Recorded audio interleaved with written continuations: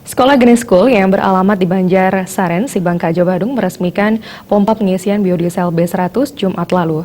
Sekolah holistik pertama di dunia yang beroperasi sejak tahun 2008 ini telah berhasil mengoperasikan 3 unit bus antar jemput siswa dengan menggunakan bahan bakar dari minyak jelantah atau minyak goreng bekas.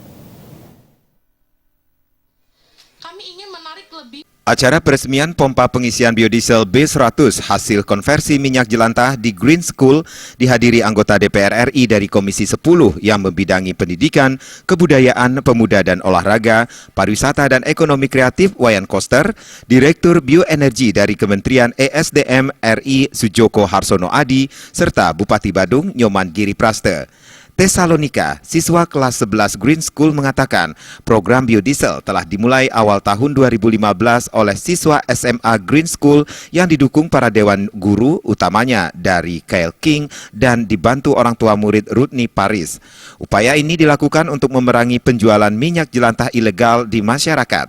Dalam kesempatan tersebut, Bupati Badung Nyoman Giri Praste mengapresiasi Green School yang telah mampu menciptakan ide pemanfaatan minyak jelantah menjadi biodiesel. Apa yang dilakukan Green School juga diharapkan akan meningkatkan komitmen pemerintahan di Badung agar setiap SKPD minimal memiliki satu inovasi. Memang hal seperti ini telah kami canangkan di Badung, itu minimal satu SKPD memiliki satu inovasi. Dan ini sudah ditunjukkan oleh Green School, salah satu inovasi yang amat sangat bisa diterima, dan ini adalah merupakan peluang bisnis ke depannya. Bagaimana mengolah minyak yang sudah semestinya itu dibuang, dan ini bisa diolah menjadi bahan bakar yang betul-betul ramah lingkungan. Pada kesempatan tersebut, Presiden of Yayasan Kulkul Niputu Tirka Widanti mengatakan Yayasan Kulkul yang mengoperasikan Green School sangat bangga dengan program biobas pertama di Indonesia.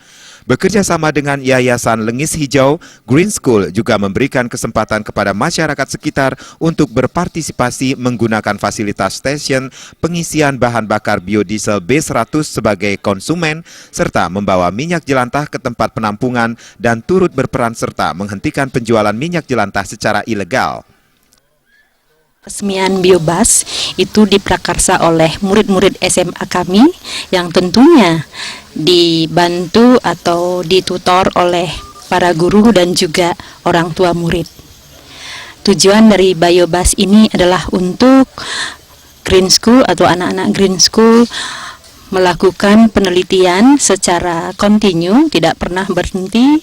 Mereka mengatakan never give up untuk proyek ini, untuk melestarikan bumi tercinta. Wayan Koster menyampaikan apresiasi kepada Green School yang berada di bawah naungan Yayasan Kulkul karena telah mampu membangun pompa umum pemanfaatan biodiesel dipastikan mengurangi 80% emisi.